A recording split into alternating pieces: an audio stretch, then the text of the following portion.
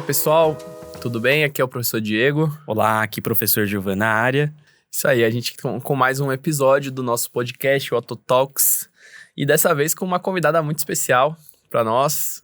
Conhecemos já também da época de residência, mas não só por isso, também pela sua expertise na área da foniatria, que é o nosso episódio de hoje. A gente vai falar um pouquinho sobre foniatria com a doutora Mariana Locke. Mariana, muito obrigada pela presença. Eu que agradeço, meninos. Tudo bem, gente? Tudo jóia. Eu Tudo vou fazer jóia. uma breve apresentação aqui da Mari. Bom, a Mariana Locke, ela é médica otorrinolaringologista, né? Também certificada pela AMB, Associação Médica Brasileira em Foniatria, né? Como área de atuação. É doutoranda em otorrinolaringologia pela USP Ribeirão Preto, colaboradora do ambulatório de foniatria do HC da Faculdade de Medicina de Ribeirão Preto, e é docente em otorrino na Faculdade Estácio Idomed de Ribeirão Preto também. Bom, Mari, a gente começa sempre o podcast aqui falando um pouquinho sobre o convidado, né? E sua história e trajetória da otorrino, onde você fez residência, onde você depois fez o fellow de foniatria e como você está atuando atualmente. Então, conta aí um pouquinho para o pessoal que está te ouvindo. Perfeito, gente. Antes de mais nada, queria agradecer pelo convite. E queria parabenizar o podcast de vocês, o Auto Talks. Realmente ele traz muita informação de uma forma bem simples e fácil de ser entendida. E vocês estão de parabéns super por conta dessa iniciativa. Vocês dois sempre foram muito professores, né? Desde a residência, desde que eu conheço vocês. Lembro até do Gilvan também explicando para os residentes menos, né? Para os R-. Então é um apreço muito grande estar aqui com vocês hoje. Obrigado. Então, obrigado. Contando um pouquinho da minha história, até para mencionar para o público de uma forma geral, eu acho que vai até fazer sentido para quem já me conhece e sabe da forma como eu sou. Eu não estava decidida desde que eu terminei a faculdade a fazer otorrino. Talvez vocês não saibam dessa curiosidade também. Opa. Uma das minhas maiores paixões desde que eu entrei na medicina, que eu fiz a medicina lá no Sul, eu sou do Rio Grande do Sul, né? Sou gaúcha, fiz em Pelotas, e uma das minhas maiores paixões era a psiquiatria.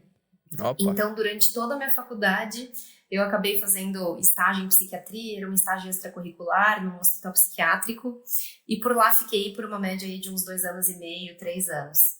E eu acabei optando pelo otorrino em si, assim, nos 45 do segundo tempo. Acabei escolhendo pelo otorrino por ser uma área de atuação que também me trazia bastante interesse, bastante curiosidade, e também poder dividir tanto a rotina de consultório quanto a rotina cirúrgica, né? Que era uma das coisas que me chamava bastante atenção. Então, eu acabei fazendo a formação em otorrinolaringologia na Otorrinos Clínica Médica. A Otorrinos é um serviço credenciado à Associação Brasileira de Otorrino, aí em São Paulo. Uhum. E dentro da residência, acabei me deparando com mais uma realidade, que eu gosto de operar, não vou dizer que não, mas eu nunca fui aquela residente assim que era doida por cirurgia, que me matava com os outros colegas para disputar quem que ia operar primeiro, sabe? Sim. Eu sempre gostei muito mais da parte clínica. E aí que eu acabei encontrando a foniatria. Eu gostava muito da parte de audiologia. Enquanto eu estava fazendo a residência, eu acompanhei muitas fonos, fazendo avaliação do processamento auditivo, audiometria comportamental. E aí que eu acabei me interessando mais pela foniatria, porque querendo ou não, é uma área de atuação que acaba tendo uma miscigenação muito grande com essa parte de audiologia e de avaliação da comunicação, do aspecto geral de comunicação.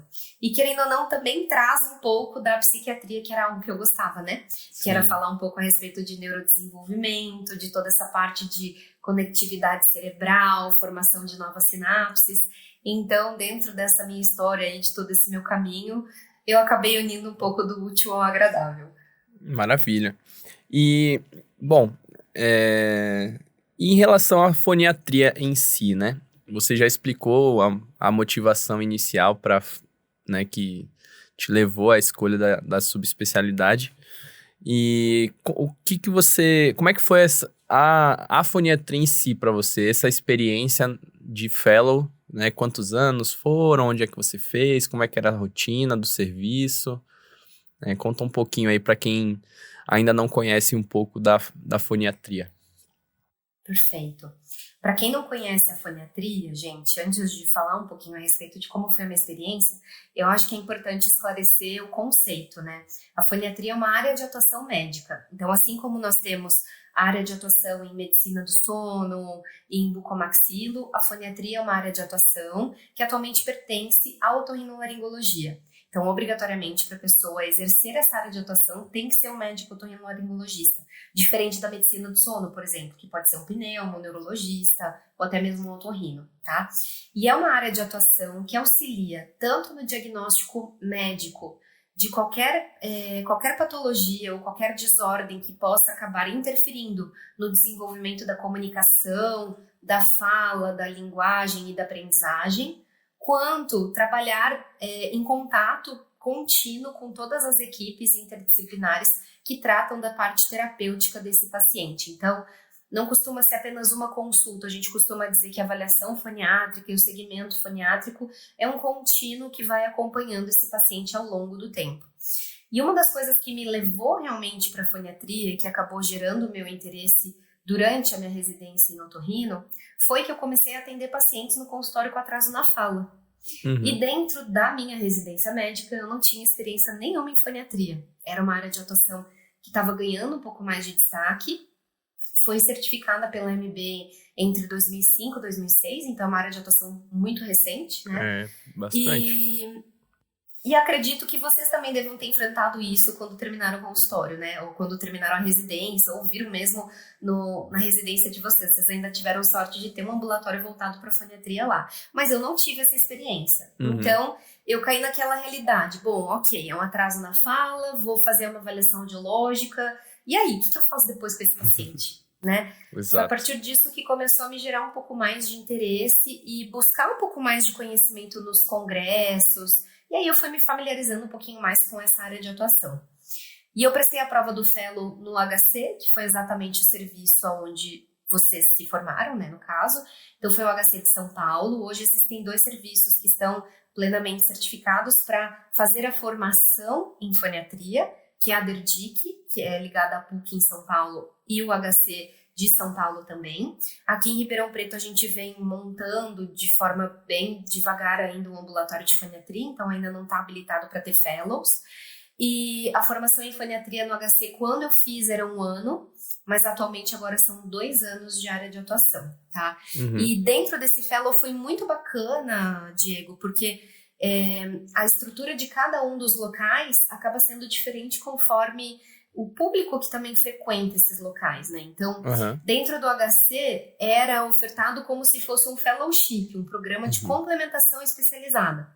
Então, sendo um programa de complementação, eu precisei exercer uma média de 25 a 30 horas semanais dentro do recinto do hospital e me dividindo em várias áreas além da foniatria, mas áreas que teriam intersecção com a foniatria. Então, eu acompanhei o serviço de crânio-maxilofacial, acompanhei as avaliações audiológicas, o ambulatório de protetização auditiva, o próprio ambulatório de foniatria e outras áreas afins também que acabaram eletrofisiologia também, não? Eletrofísio também, exatamente, acompanhei o pessoal do Bera, acompanhei o ambulatório de genética também e de imunologia. Então eu considero que bem esses completo, conhecimentos, né, e essas vivências foram bem importantes para me trazer realmente para o Prumo e me dar essa experiência interdisciplinar, de como poder vislumbrar realmente a foniatria como uma área de atuação, não somente com o otorrino, mas dentro de outras áreas afins que a gente poderia exercer. Maravilha, perfeito. E em relação à titulação da foniatria, é uma questão que até foi o Gilvan que trouxe, assim, que agora tem a certificação pela Associação Médica, né? Mas você tem uma prova de título, quem é que organiza essa prova? É a Sociedade de Otorrino, é a AMB? Como é que funciona? Essa prova, gente, ela vem passando por bastante diferenciações ao longo do tempo. Eu prestei a primeira prova de título que teve realmente. Antes de mim, todas as demais foniatras foram certificadas com comprovação curricular e comprovação de titulações. Tá? Então, eu prestei a primeira prova de título de área de atuação, que foi no ano de 2018, e essa prova ela é exercida pela AMB em conjunto com a Associação Brasileira de Otorrino. A AMB que define uma série de pré-requisitos para que seja prestada essa prova. Então, eu gosto de fazer um paralelo, meninos, como se fosse com a prova de título de especialista de otorrino. tá? Existe um edital, dentro desse edital precisam cumprir alguns pré-requisitos, então a questão de carga horária, por exemplo, como o Fellow ou a pós-graduação da DERDIC, é obrigatória uma carga horária inicial, é obrigatório ter recomendação de outros profissionais também, então ter essa vivência com outros profissionais que também são foniatras já certificados, questão de publicação, presença em congressos, palestras e aulas, enfim, a cada ano eles acabam atualizando um pouquinho. Agora o intuito da AMB é regularizar de forma que fique bem semelhante às demais áreas de atuação, então seguindo os critérios também da medicina do sono, da bucomaxilo, para que todas as áreas de atuação elas sofram um mesmo processo avaliativo. A única diferença realmente é a questão do assunto em si, que a prova acaba caindo apenas a foniatria mesmo. Mas existe um edital, existe uma prova e é necessário passar nessa prova para poder exercer essa área de atuação, que foi o que eu fiz. Maria, aproveitando, assim, é legal que você mencionou, né? A gente teve sorte de...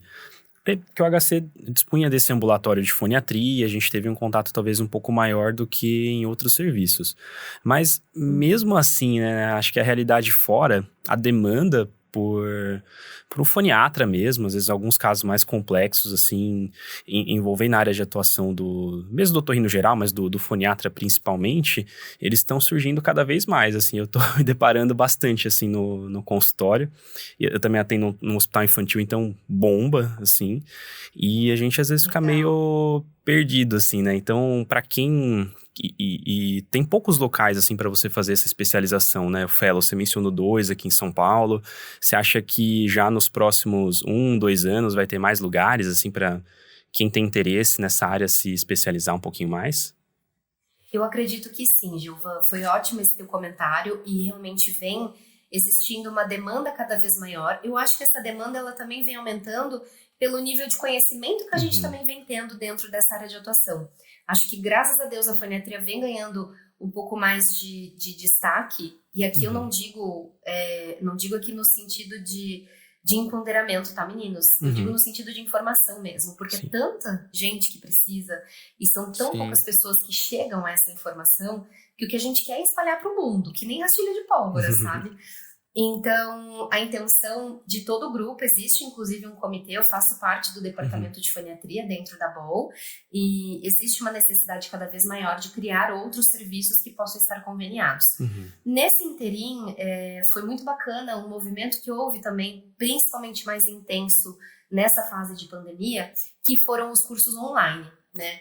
Então, a própria BOL oferece um curso extensivo em foniatria, que anteriormente era um curso presencial, agora atualmente é um curso online, acaba sendo um curso mais básico para o otorrino geral, que gostaria ao menos de saber como lidar com esses casos inicialmente, antes de encaminhar para um foniatra, tá? Então, eu sempre recomendo fazer, principalmente para aquelas populações que não têm acesso, que moram em cidades mais distantes. A gente sabe que São Paulo, como é a realidade de vocês agora, é uma realidade um pouco enviesada, porque é onde concentra o maior número de foniatras, né?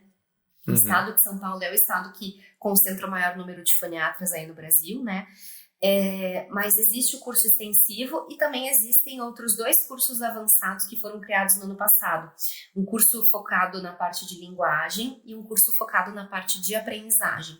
Então, para o otorrino geral, precisa obrigatoriamente ter terminado a residência médica em otorrino para poder fazer esse curso extensivo, mas são cursos que eu recomendo todos os profissionais que fazem parte, inclusive desses serviços de pós-graduação ou de fellow, também dão aula nesse curso. Então eu acho que acaba sendo um aprendizado para pelo menos nivelar e trazer um pouco mais de noção, até para aqueles que não têm essa vivência em foniatria como vocês tiveram no ambulatório do HC. Legal. Eu não sabia que tinha essas opções agora. Que legal. Maravilha. E aí, Mari, quando a pessoa decide fazer foniatria, né? Fez o fellow, ou então fez o curso e se preparou para atuar nessa área, né? Como você acha, né, agora com a experiência que você já tem de 4 a 5 anos já na área de atuação, né? O que você fez de planejamento para você iniciar, né? O que você faria diferente naquele início de carreira dentro da foniatria, né? E que tipo de estrutura você acha que é básica, assim, né? Para a pessoa ter desempenhar um bom papel dentro dessa área de atuação? Perfeito. Foram 3 perguntas em uma. Pergunta grande. Então vamos por parte, vamos por parte. Né? Como é que foi seu planejamento de atuação lá no início? Primeira pergunta. Então, na primeira parte, como que foi o meu planejamento, né? Eu vejo que quando a gente sai da formação, eu pelo menos vi muito isso em mim, assim. Eu saí da formação do Fellow, eu prestei a prova de título, eu tava assim, com muita ânsia, assim, eu acho que todo mundo que sai da residência, sai no Fellow, e eu acabei tendo essa realidade também, né, guris? Eu terminei a residência, já entrei no Fellow e já prestei a prova de título e já passei na prova de título de área de atuação. Eu acho que a gente vai muito na ansiedade, né? Então, eu acho que nesse sentido, o que faltou um pouquinho de planejamento, principalmente inicialmente, respondendo as 2 primeiras perguntas, foi formar uma rede melhor de apoio, de contatos, tá? Isso principalmente por quê? Porque a foniatria é uma área de atuação que ela vem ganhando destaque e nome de uma forma muito progressiva. Então, quando eu comecei a foniatria em São Paulo, imagina, eu já não sou de São Paulo, né?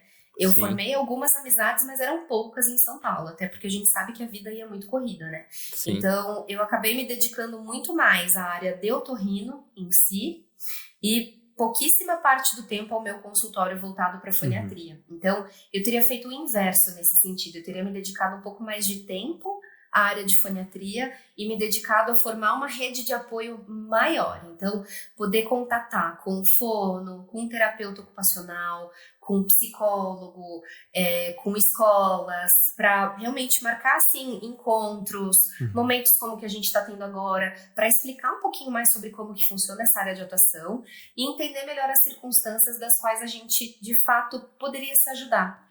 Porque eu vejo que essa foi a minha maior dificuldade. No momento que eu estava começando a me estabelecer em São Paulo, então a ter realmente uma rede de apoio, ter um movimento maior no meu consultório de foniatria, foi o momento que acabou se instalando a pandemia e tudo acabou congelando nesse sentido.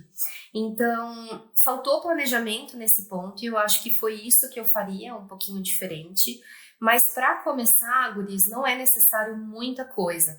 Eu trabalhava num consultório que era uma sala que eu sublocava inclusive um armário, eu tinha um movimento rotativo dentro dessas salas, era como se fosse uma espécie de um coworking, e dentro desse armário rotativo, eu tinha alguns kits de avaliação que eram focados para algumas idades e eu acabei otimizando melhor esses materiais à medida que eu fui conhecendo um pouquinho melhor o público que acabava chegando até mim. Então, se eram crianças menores, eu acabava comprando brinquedos que eram um pouquinho mais focados para essa idade dos menores de 3 anos.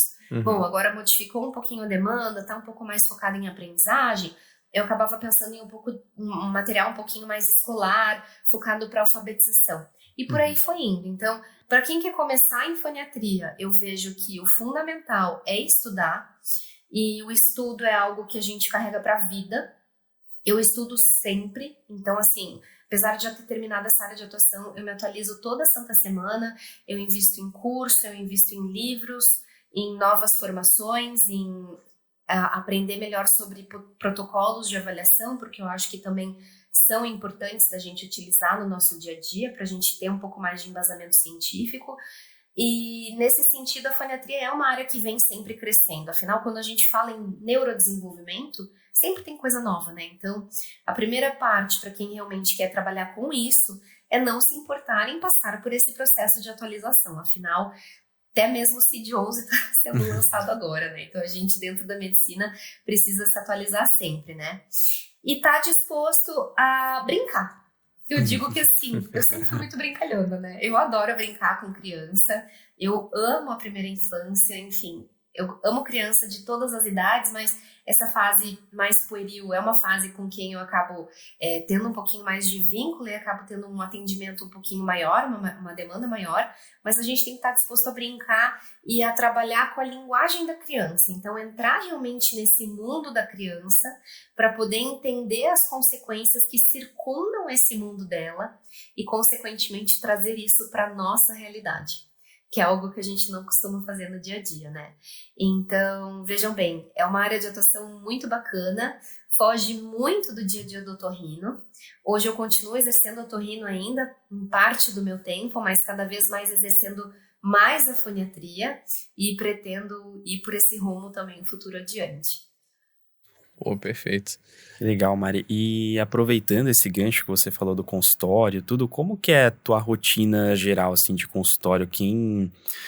Qual que é o perfil, assim, de paciente que mais te procura? Você acha que isso você já falou que é um pouco diferente dependendo do lugar que você tá, né? Mas como que é, assim, o dia a dia do foniatra mesmo? Que tipo de caso que aparece? Você mencionou um pouquinho da faixa etária. Conta um pouquinho mais de detalhe, por favor. Então, hoje eu vivo uma realidade diferente e foi uma realidade que eu acabei também decidindo por traçar diante dessa minha experiência. Como eu ficava em um consultório solo, onde eu era sozinha, né? Muitas vezes os outros profissionais acabavam encaminhando pacientes diretamente para mim. Hoje, eu nem expliquei um pouquinho para vocês também, né? Mas eu acabei decidindo vir para o interior no final de 2020. Então, eu estou morando em Ribeirão Preto desde dezembro de 2020. Isso foi por uma opção minha. Eu não tenho nenhum familiar aqui. Meu marido nos apoiou nessa decisão, porque eu gostaria de vir um pouquinho mais para o interior para constituir família. Legal. Eu sempre tive uma visão um pouquinho mais recolhida nesse sentido. Eu sentia que São Paulo, de certa forma, me sufocava muito, e não é o que eu vejo aqui em Ribeirão. Aqui eu tenho os dois mundos, eu brinco, porque a gente tem aquele ar de interior com um ar de cidade grande também. Então, coisas que existem em São Paulo, aqui a gente também consegue, né? E desde que eu vim para cá, eu venho trabalhando junto com outros profissionais para ir fazendo realmente assim a montagem e o delineamento do ambulatório de foniatria, que aqui pelo SUS, no HC, funciona dentro de um centro integrado de reabilitação, que é diferente do HC daí. Então, aqui já funciona numa equipe multidisciplinar. E no meu próprio consultório, quando eu vim para cá, eu literalmente bati de porta em porta. Eu não tenho vergonha de falar disso. E eu fui muito bem aceita e abraçada por uma equipe interdisciplinar aqui em Ribeirão Preto também, que é uma equipe de uma clínica que chama Clínica Inclusive. Dentro dessa clínica tem fono, tem TO, psico, tem nutricionista. A Nutri, inclusive, divide a sala junto comigo. É muito legal. E agora a gente também tem uma psicopedagoga trabalhando na equipe. Então, hoje eu vejo uma realidade diferente, que foi algo que eu também sempre desejei. Porque eu recebo pacientes que são encaminhados de outros profissionais, mas eu também recebo pacientes que são encaminhados dentro da própria clínica. Então, pacientes que chegam para um processo de avaliação pela fono ou pela psico e elas acham que seria importante ter a minha avaliação e o meu segmento, elas acabam me acionando para que a gente consiga trabalhar em grupo e pensar nas melhores possibilidades para esses pacientes. Então, é uma visão muito bacana e eu acho que é algo que todo médico foniatra sonharia em exercer. Digo pelo menos por mim, né? E com relação ao perfil de pacientes, Gilvan, que tu tinhas me comentado, hoje eu vejo duas vertentes, assim, basicamente. Eu vejo, principalmente assim, no pós-pandemia, né? Eu vejo uma vertente muito grande de volume de atendimento de crianças pequenas com suspeita de alguma questão referente à linguagem. Então, chegam muitos pacientes com atraso na fala. Assim, aumentou abusivamente o número de pacientes. E também pacientes com suspeita de alterações do neurodesenvolvimento, como o autismo, por exemplo, tá? Nem tudo que a gente pensa é autismo, meninos. Eu queria aproveitar esse podcast também para realmente fazer uma recomendação, seja para quem está nos ouvindo, ou seja para vocês que também estão aqui me ouvindo e que também são professores e que vão ensinar outras pessoas, que a gente, como otorrino, tem uma missão de fazer uma avaliação auditiva ímpar nessas crianças que têm qualquer tipo de alteração de fala, de linguagem ou de comportamento infantil. Do ano passado para esse ano, eu já atendi duas crianças, que tinham comportamentos atípicos e que eram crianças praticamente surdas. E elas chegaram no meu consultório privado, tá? E com uma idade bem mais atrasada em comparação ao que a gente esperaria para fazer uma reabilitação auditiva adequada. Então, isso é uma realidade que acontece, a gente sabe que as perdas auditivas acontecem e que muitas das vezes são progressivas e essa bola a gente não pode comer, a gente não pode deixar quicando. Então, eu vejo basicamente nesse sentido.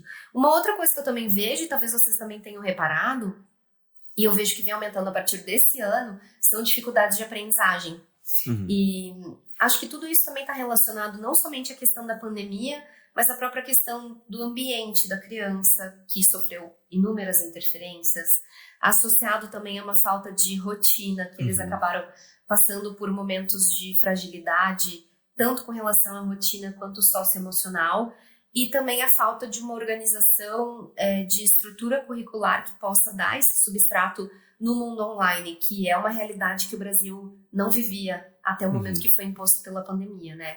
Então, basicamente, eu acho que são esses 3 quesitos. Bacana. Desculpa, eu te interrompi também. Não, queria até puxar um gancho para esse uso de tela, né? Assim, é uma coisa que me chama muita atenção, assim, criançada pequenininha, assim, Demais. chega já com aquela tela, assim, hipnotizada, assim, e se você for perguntar, às vezes passa o dia, assim, com a TV liberada, com tablet, celular. Super, né? E o pior, né? Às vezes eles mexem melhor do que a gente. Sim, eles escolhem aqueles conteúdos, tudo, Com certeza. Eu tive só uma curiosidade aqui, não tem nada a ver com o assunto, mas foi engraçado que eu tive um paciente lá em Salvador que eu operei, e ele tinha 4 anos, né? E aí eu tava lá tranquilo, depois no pós-operatório, ocorreu tudo bem e tal. E uns dias depois, eu recebo um áudio da mãe dele. Aí eu clico no áudio, era ele falando. Aí ele falou assim, doutor, não vou ter mais dor de garganta? Assim, né? Aí eu respondi, achando que a mãe tinha colocado pra ele perguntar, né? Pra mim, que ele queria tirar essa dúvida. Aí eu respondi, não vai ter dor de garganta mais não, agora acabou essa história. Aí, algumas horas depois, a mãe me manda mensagem. Nossa, doutor, me desculpa, ele pegou meu telefone aqui, eu não vi, achou seu nome no WhatsApp, sua foto, né? Sim. Abriu a conversa e mandou o áudio ele mesmo, sozinho. 4 anos de idade. Que independente. 4 anos de idade, cara. E eu achando que era a mãe dele, assim, tinha uma boa relação. E não achei nada demais, né, perguntar isso. Mas ela falou que não, que foi o próprio menino que abriu o WhatsApp e procurou a conversa comigo, mandou o áudio, sozinho, tudo sozinho. Caramba. Nossa, pra tu ver como ele tinha um bom relacionamento contigo, né, Diego? Não, exato. Ele queria saber a resposta. Exato. Bom, foi só um parêntese para ilustrar isso das telas. Deixa eu te perguntar, Mari, em relação à consulta foniátrica, tá? Como é a sua estruturação de consulta? Você tem uma rotina já, né, bem estabelecida? Você tem um roteiro ou você vai adaptando? Como é que acontece como é que é a sua consulta de foniatra? Beleza. Só fazendo um adendo a respeito da tela, porque eu fiquei, assim, muito encafifada pra responder o que o Gil desculpa, botou. pode falar. Não, relaxa. Não, ele não fez uma pergunta, né, gente? Eu também só tô não, mas pode um plus aqui pro nosso pode podcast. Trazer, claro. Eu lancei um comentário porque eu Mas sabia que você ia comentar em cima também. Da questão das telas, guris, uma das coisas que a gente menciona hoje é a respeito do uso funcional da tela, tá? Então, assim, de uma forma geral, a Sociedade Brasileira de Pediatria não recomenda o uso de telas em menores de 2 anos, salvas, assim, situações muito de exceções em que, por exemplo, a criança realmente só vai se alimentar com o uso da tela, não vai deixar a criança sem comer, né? E acima de 2 anos, de 2 a 5 anos, seria uma média de 1 hora por dia, e acima de 6, 7 anos, uma média de no máximo 2 horas por dia. A gente não sabe até que ponto, gente, isso pode trazer, em primeiro ponto, algum impacto visual, né, no desenvolvimento da visão da criança. Nesse sentido, a gente realmente não tem ideia e está totalmente cegado. A gente também não tem noção do impacto que isso pode trazer para o auditivo, porque vocês, como otorrinos, também devem ter pegos aí jovens utilizando fone de ouvido e ouvindo o som cada vez mais alto, às vezes até com perda auditiva de forma precoce. Sim. Mas uma das coisas que a gente fala sobre o uso funcional, o que seria? Seria tentar adaptar a realidade que a criança enxerga dentro da tela para uma realidade tridimensional, que seria para o mundo real. Então vamos supor, se a criança gosta de assistir a Peppa, ela assistiu um episódio da Peppa e a Peppa estava fazendo um bolo de chocolate. Então parte da intenção é o quê? É sugerir para a mãe, olha, quem sabe você possa ver uma receita no YouTube de bolo de chocolate fácil, bolo de caneca, por exemplo. Então assistiu o episódio da Peppa, Conversou com a criança, nossa, olha que legal, filho, você aprendeu a fazer um bolo com a pepa, quem sabe a gente tenta fazer esse bolo, vamos fazer? A mãe vai pegar uma receita aqui, peraí. E aí vai lá, pega uma receita do bolo, faz com a criança e a partir disso, esse momento que ela teve de tela acabou se tornando um aprendizado. Isso é o que a gente chama de uso funcional.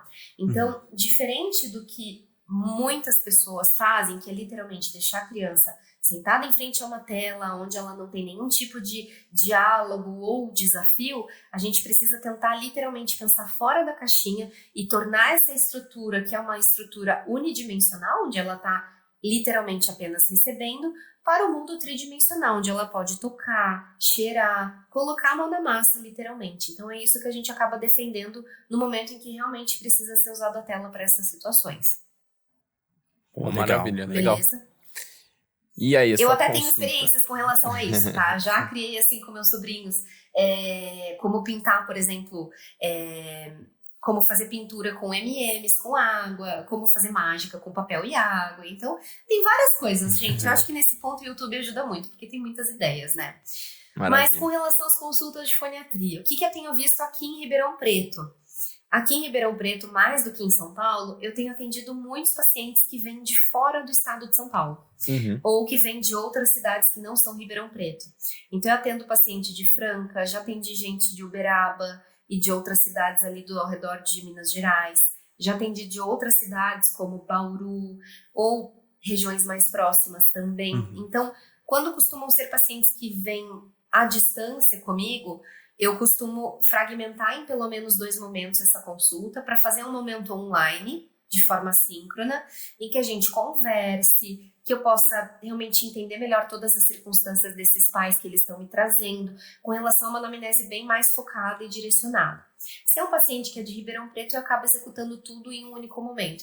Mas eu acho que esse momento é um momento muito vantajoso, principalmente para a gente poder tocar em alguns pontos que às vezes os pais não se sentem confortáveis de conversar em frente às crianças. Então, se são crianças maiores, por exemplo, uma criança que está com uma dificuldade de aprendizagem, em que a criança já se dá conta dessa dificuldade e está sofrendo um impacto emocional com relação a isso, eu também costumo fragmentar em 2 momentos. Um momento com os pais e um momento com a criança. Com relação a roteiro, Diego, eu acho que o roteiro varia muito conforme a necessidade mesmo, sabe? Eu costumo utilizar já um roteiro meio que pré-programado, vamos dizer assim, para a parte da entrevista. Então, existem perguntas que eu sempre faço com relação ao neurodesenvolvimento, a dados da gestação, dados de alimentação, sono, independência, se a criança já passou por algum processo terapêutico ou não, se já passou por cirurgia ou não, todo o histórico, não somente relacionado à queixa do paciente, mas basicamente um histórico de vida.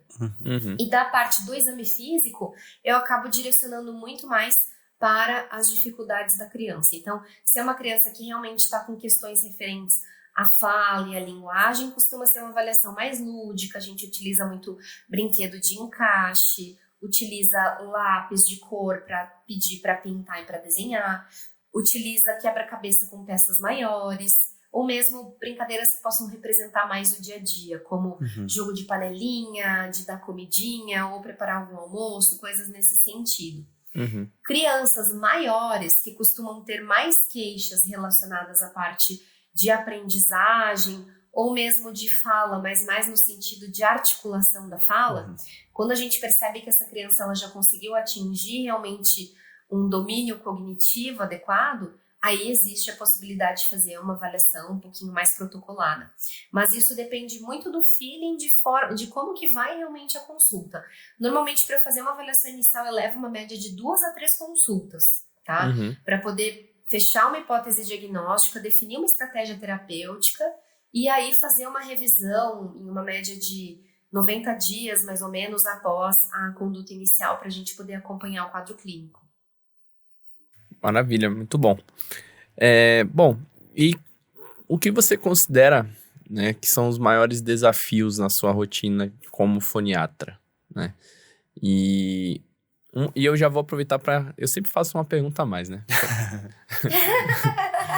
Pode fazer, se vocês me derem corda, gente, eu só falo aqui.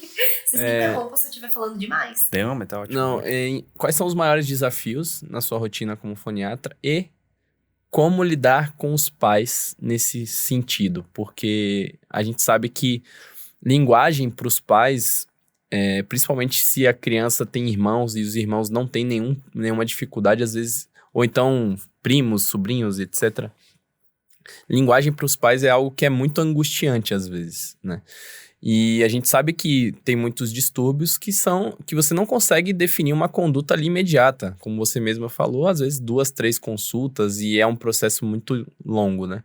Então, seria isso. Quais são os desafios e como você lida com essa questão dos pais, dos cuidadores, enfim? Perfeito. Eu vejo que, assim, um dos maiores desafios hoje, e que eu enfrento até mais aqui em Ribeirão Preto do que em São Paulo, é o fato do desconhecimento sobre a área de atuação. E veja bem, aqui, o que eu vislumbro, assim? Eu vejo que quanto mais centros focados para a formação de profissionais nessa área de atuação em especial, maior vai ser realmente o conhecimento difundido sobre a própria área de atuação, sobre a própria especialidade, né? Então, hoje, eu vejo, assim, muitos profissionais entrando em contato, querendo saber mais o que é a foniatria, ou o que eu faço, mas eu vejo que muitas pessoas confundem também um pouco essa área de atuação e, às vezes, acaba dando falsas interpretações, como, por exemplo, confundir o que um foniatra faz com o que um fonoaudiólogo faz. Então, eu vejo que hoje o maior desafio realmente é esse, é levar esse conhecimento adiante em proporção tal de que as pessoas consigam, de fato, entender que cada um tem o seu papel dentro da sua área de atuação e que as áreas são muito complementares nesse sentido.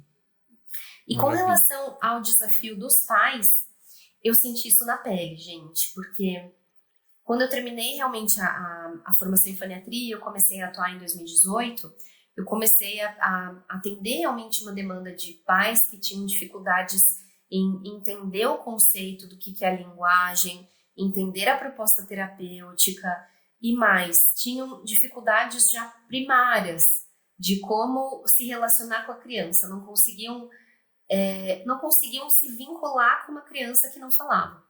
E aí, buscando ajuda nesse sentido, eu acabei fazendo uma formação em Portugal. Eu fiz uma formação em educadora da primeira infância, focada em técnicas de psicologia positiva. E eu acho que esse conhecimento ele só veio a me agregar cada vez mais. Eu leio muito sobre esse aspecto e eu vejo que muito antes dos pais entenderem como que funciona essa questão da linguagem ou o motivo pelo qual a criança precisa de uma terapia adequada, é entender as bases do neurodesenvolvimento e começar a perceber o porquê que aquilo não está indo bem. Eu vejo que esse é o cerne principal. Muitas vezes eles acabam caindo no foniatra, então acabam caindo comigo em consulta, mas porque a fono encaminhou ou o neuro encaminhou, sem entender a real circunstância da dimensão do problema ou aonde que esse problema está surgindo. E eu vejo que um dos maiores impactos se reflete realmente num diagnóstico, por exemplo, de um transtorno global do neurodesenvolvimento, um diagnóstico de autismo, tá? Existe muita negação com relação a isso, mas ao mesmo tempo existe negação pela percepção de conhecimento que as pessoas têm nessa área, que é muito pouco.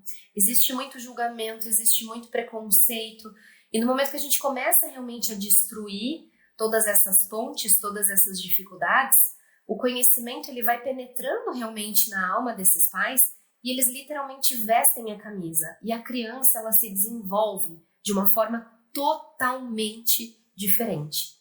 Então é muito importante a gente construir essa parceria entre o terapeuta e os pais, mas também o médico foniatra com os pais e com a equipe que está trabalhando com a terapêutica desse paciente, para que assim a gente crie uma relação de vínculo, realmente, de confiança. Foniatra não tem medo de se relacionar nesse sentido. Os meus pacientes têm meu telefone pessoal para isso, para tirar dúvida, para mandar vídeo, para querer alguma dica, alguma indicação, porque o relacionamento ele se estabelece a partir disso. A gente precisa pensar que é uma criança que está ali, é a vida de uma criança que está em jogo. Então, para isso, a gente tem que utilizar todas as estratégias possíveis para a gente criar realmente um bom relacionamento. Muito bom. E Maria, aproveitando isso aí que você está falando e já falou algumas vezes sobre multidisciplinariedade, né? Que na foniatria me parece algo que é indissociável da área de atuação, né? Você precisa de outros profissionais, Com certeza. no mínimo para um diagnóstico audiológico, né? Mas não só para isso. E muitas vezes também para até formulação diagnóstica, né? Mesmo. Então você precisa de uma opinião Sim, de um neuropediatra, de um psicólogo, de um psicoterapeuta, do próprio fono, terapia ocupacional, né? Você já mencionou que está inserida nesse ambiente. Como é que é esse diálogo em equipe para você, né? E o que você acha que falta ainda? Porque eu penso ainda que os médicos eles têm muito a tendência a quererem um papel central no cuidado do paciente, né? E muitas vezes, para determinados casos, nem é tão central assim, mas ainda assim a gente tem um pouco de ego nesse aspecto, né? E como é essa multidisciplinariedade na foniatria e na sua atuação? eu concordo 100% com a premissa do que tu falou. E é o que eu ouço aqui também, tá? Não sei se é o que vocês ouvem por aí. E digo isso assim com tristeza no coração, porque eu acredito na multidisciplinariedade. Eu acho que isso vai muito além da foniatria, sabe, Diego? Eu acho que a gente só tem a calhar quando a gente trabalha em especialidades que realmente possam gerar parcerias com outras áreas de atuação e não apenas médicos, mas profissionais de uma forma geral de outras especialidades. E a vivência para mim aqui tem sido incrível, porque dentro da clínica a gente tem uma reunião quinzenal. Essa reunião, a cada 15 dias, uma reunião é administrativa e na outra quinzena a gente acaba fazendo discussão de casos. E eu já tive a possibilidade de discutir casos junto com as meninas, elas já vieram pedir ajuda para mim também. Eu já tive a possibilidade de ministrar uma aula ou de assistir a aula que elas estão dando. Então, eu acredito que quando cada um consegue trazer o seu ponto de vista acerca de um assunto, mas que pode ser totalmente diferente daquilo que você viveu ou pensou ou experienciou, isso só tem a agregar. E é muito triste que, nesse sentido, a grande maioria dos médicos, infelizmente, acaba sendo muito fechado para esse ponto de vista. É isso que me inclina a ser cada vez mais aberta, não só na minha área de atuação, mas na minha vivência como um todo, todos os dias. Não só no HC, mas também ali na Estácio, que eu também sou docente de otorrino. Eu prego isso para os alunos todos os dias, pensando que a gente está plantando a sementinha nessa nova geração que está se formando também. Uhum. Porque o fato da gente estar aberto a conversar, a realmente assim trocar uma mensagem, olha, você está aberto a discutir um caso? Eu queria saber como que está indo a evolução terapêutica, o que você pensa a respeito desse diagnóstico, você pensaria em outras estratégias que a gente poderia utilizar? Eu acho que só o paciente já tem muito a ganhar, mas a gente acaba ganhando como um todo, porque a gente acaba tendo muito mais experiência nesse sentido. Então, eu vivo essa interdisciplinaridade diariamente, eu levanto essa bandeira para todos os que me conhecem e sabem e convivem comigo. Eu não tenho vergonha nenhuma e fico muito feliz por poder trabalhar dessa forma também. Muito bom, muito bom. Beleza, Mari. E agora, o que você enxerga para o futuro da foniatria, né? Aí eu até botei lá no nosso briefing, para onde vamos na foniatria e para onde a Mari vai, né? Então, porque, né, naturalmente você também é o futuro da foniatria, já que já atua, né, na sociedade, né, na diretoria, né, na secretaria, como é que é? Na divisão Isso, no lá. departamento. No departamento, Uhum. isso, fugiu a palavra. No departamento de foniatria, então você também vai fazer parte desse futuro. Então, o que você vislumbra para essa subespecialidade e o que você vislumbra para você dentro dela? Bom, para a especialidade, eu acho que eu já respondi em uma das perguntas que o Gilvan fez. Eu vislumbro que realmente abram mais centros de formação nessa área de atuação. O que eu vejo muito, assim, que é muito importante que quando houver realmente essa abertura, que possa ser em locais como o próprio HC, eu acho que isso deu um substrato para mim muito bom. Não que não tenha em outros locais, como a Derdic, por exemplo, eu acho que cada local acaba tendo um enfoque primário, mas Independente do local ou da forma como for construído, eu acredito que é realmente uma necessidade. Trazer mais esse conhecimento, e a única forma de trazer mais o conhecimento é abrindo serviços credenciados que possam levar essa informação adiante, como a gente já tinha conversado antes. E para o futuro da Mari, preciso contar para vocês que uma das coisas que vem me chamando assim muita atenção é um papel mais, uma visão mais integrativa da medicina. Eu vejo a foniatria muito com essa visão integral do ser humano, e principalmente na primeira infância, porque foniatria e neurodesenvolvimento são indissociáveis, a gente precisa aprender sobre o neurodesenvolvimento, e assim como existe algo que a gente espera como dentro do habitual, dentro de marcos, né?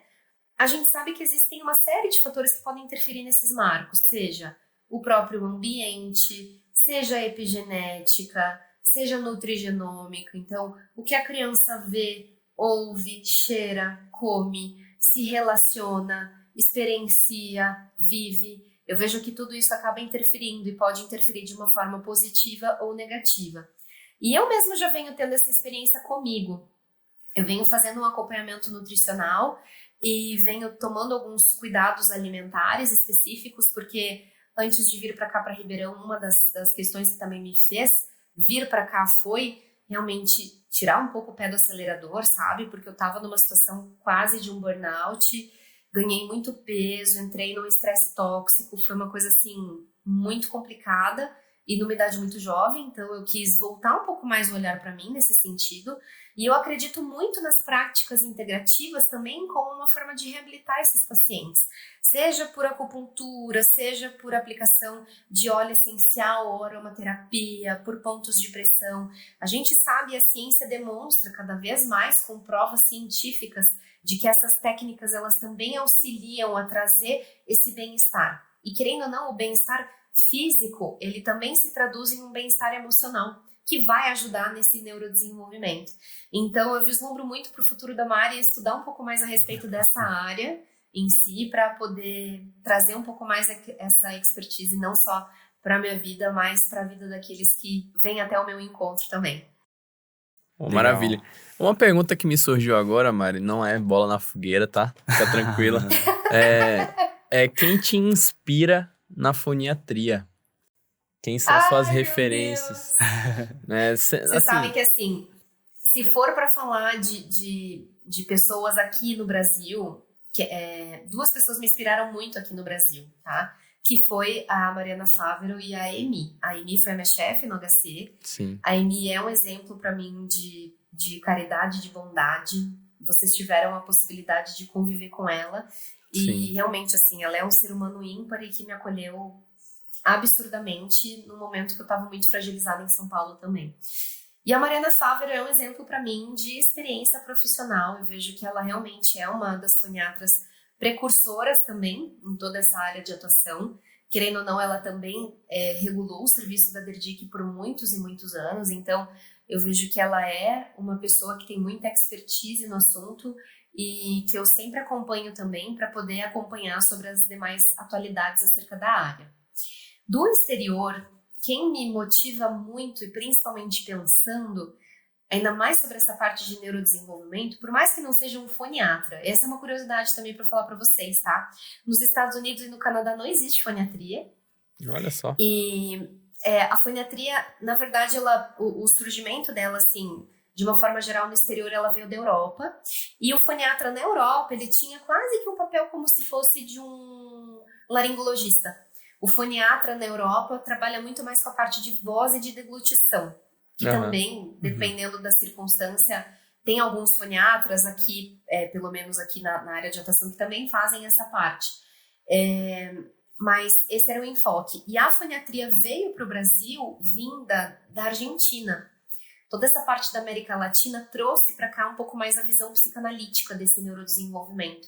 E foi o que acabou dando mais essa circunstância focada para a infância aqui no Brasil. Mas no exterior, uma das pessoas que me inspira muito e que vocês, inclusive, que estão nos ouvindo agora, tenho certeza que se vocês gostam dessa parte de parentalidade consciente, de psicologia positiva, vocês vão amar esse cara. Ele se chama Daniel Siegel.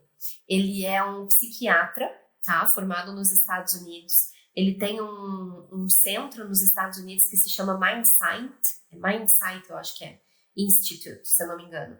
E ele lança vários livros a respeito dessa parte de psicologia positiva, o poder da parentalidade, a questão do presenciar realmente o momento atual, de viver com base no momento, né, que eles falam, que seria assim, estar literalmente presente naquele momento e absorvendo tudo que é possível diante dessa presença original. Então, é uma das pessoas que me inspirou muito a estudar mais sobre essa área também. Maravilha. Bom, Mari, a gente pediu perguntas lá na nossa página. Legal! Vieram algumas perguntas, a gente separou umas 2 aqui para perguntar. Se der tempo, a gente vê mais alguma, tá? A primeira é o seguinte: até onde conduzir os casos pelo otorrino geral? Ou seja, quando encaminhar para um foniatra, se assim você tiver disponibilidade de encaminhar? Perfeito. Acho essa pergunta muito prudente e serve de uma forma geral não só para quem está fazendo otorrino, mas até para os próprios outros especialistas, né, que acabam tendo essa interface com a foniatria. Eu acho que todo otorrino que seja bem instruído e que estude bastante tem plena condição de fazer uma avaliação audiológica perfeita, em perfeitas condições nessa criança. Então, diante de um paciente que bata lá no consultório, é uma criança que tem um atraso na fala, tá? Você fez uma avaliação, vamos supor, você fez o curso extensivo de foniatria da BOL. Você sabe como fazer uma avaliação foniátrica básica, então, por exemplo, avaliar algumas circunstâncias da interação social da criança, de como que ela está brincando, como que ela se relaciona com o pai. Você já conseguiu perceber algumas questões ali no início da consulta, fez uma avaliação auditiva completa e percebeu que a avaliação saiu assim, show de bola, criança não tem nenhuma perda auditiva, a criança não tem nenhuma otite média secretora, não tem nenhum outro problema otorrinolaringológico que possa estar interferindo no desenvolvimento dessa linguagem. Bom, você excluiu tudo isso? Aí sim, eu acredito que você possa encaminhar para um foniatra, tá? Outras questões também chamam muito atenção e principalmente com referência a problemas de comportamento. A gente vê que muitas crianças podem ter o comportamento intensificado quando existe realmente uma perda auditiva. Então, vamos supor, mesmo que seja uma perda auditiva flutuante, tá? Eu já tive crianças com otite média secretora que parecia assim, entrava no consultório e parecia um taz. Voava e queria jogar em tudo. E tinha, assim, uma hiperexcitabilidade, uma coisa totalmente desorganizada, sabe? E que depois de botar tubinho, uma semana depois, a criança pareceu outra criança. O pai me falou, nossa, doutora, tu me devolveu outra filha, como assim? O que aconteceu? Né? Então, apesar de saber que essas questões comportamentais podem sofrer interferência dessa flutuação auditiva ou realmente de uma perda auditiva, a gente precisa se certificar de que quando esse momento ele seja corrigido, que essas situações comportamentais não perdurem.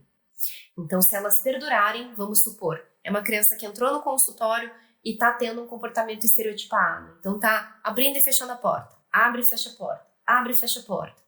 Ou que nem outro dia que eu atendi no consultório, uma criança que pegou uma caneta, colocou na frente do rosto e ficou chacoalhando a caneta, sem uso funcional nenhum. Só chacoalhando e vendo a caneta ficar chacoalhando assim em frente aos olhos. Bom, essas circunstâncias são circunstâncias que merecem também um olhar um pouquinho mais refinado. Entendi, beleza. Uma outra pergunta aqui que surgiu foi: qual é o básico para se desconfiar de TEA, né, de transtorno do espectro autista? Perfeito, acho essa pergunta assim excelente e é muito importante porque isso é uma coisa que vocês podem acabar percebendo no consultório de uma forma geral também, tá? Apesar da gente ter agora o DSM-5 revisado, esse DSM-5 revisado ele ainda está sendo colocado em prática paulatinamente, né? Então tá sendo assim um processo. Então eu vou usar por base aqui os critérios do DSM-5, tá? Que ficam um pouquinho mais fáceis de entender de uma forma geral. Pelo DSM-5, a gente tem 2 grupos de critérios que acabam fechando um diagnóstico, tá? Esse critério, ele inclui a parte de comportamento e comunicação social, tá? Que seriam os critérios A, e a parte de comportamentos e interesses restritos ou aderências excessivas à rotina, que seria os critérios B. Dentro desses critérios A gente pode ver o quê? Dificuldade da criança de manter um contato visual, a dificuldade da criança em estabelecer um diálogo coordenado, então não é meramente uma questão de fala. A criança não consegue respeitar o que a gente chama de troca de turno, sabe? Então, ela não tá ali conectada com você naquele momento, naquele diálogo. Ela tá prestando atenção em outra coisa, ou se presta atenção, ela presta atenção por um prazo muito curto. E ela normalmente não tem facilidade de criar relacionamentos ou de se manter em relacionamentos sadios por um prazo muito prolongado. Então, são crianças que têm esse tempo de interação mais encurtado. Base disso, gente, acaba sendo uma das teorias, né, do autismo, que é a questão de diminuição de neurônios espelho, que são os neurônios responsáveis por essa parte de espelhamento, ou seja, a capacidade que a gente tem de se enxergar no outro e, a partir do que o outro está fazendo, tentar reproduzir e remodelar. Tá? E existe uma quantidade bem menor dentro desse grupo de crianças do espectro, o que justificaria o comprometimento dentro desses critérios A. E dos critérios B, o que vocês podem ver no consultório? Uma criança com estereotipia, e aqui fazendo parênteses, tá? Nem toda estereotipia quer dizer que a criança é autista. A estereotipia nada mais é do que uma forma que a criança tem de gerar algum tipo de movimento ou de manobra para tentar se acalmar, se autorregular, ou seja, ter a liberação de endorfina e conseguir manter um raciocínio lógico. Então, a gente tem crianças fora do espectro que também tem estereotipia. Tem criança que se irrita e quer, por exemplo, bater a cabeça na parede, ou quer ficar girando uma cadeira, por exemplo, ficar girando dentro da cadeira. E tá tudo bem, tá? Mas aqui a gente vê que essas estereotipias, elas podem surgir de acordo com uma demanda social.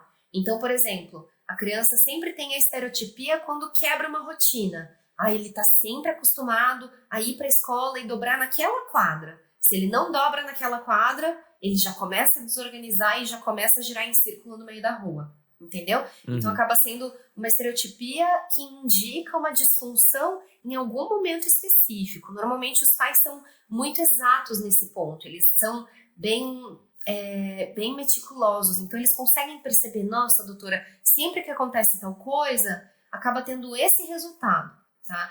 Então, a gente costuma ver critérios que preencham tanto esses critérios A quanto B, sinais e sintomas, né?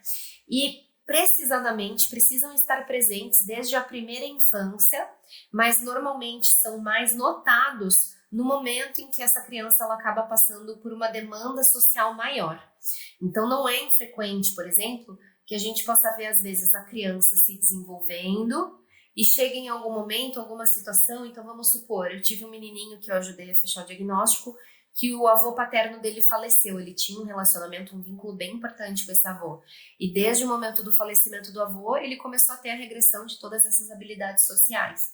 Então, a gente pode ver momentos estopim, mas a gente também sabe que existe uma condição genética. Afinal, grande parte desses casos acabam sendo de origem genética. Então, diante desses sinais e sintomas, que eu acho que vocês têm a capacidade de realmente notar essas circunstâncias, o que vocês podem fazer inicialmente também dentro do consultório é entregar para os pais uma escala que a gente chama de MCHAT.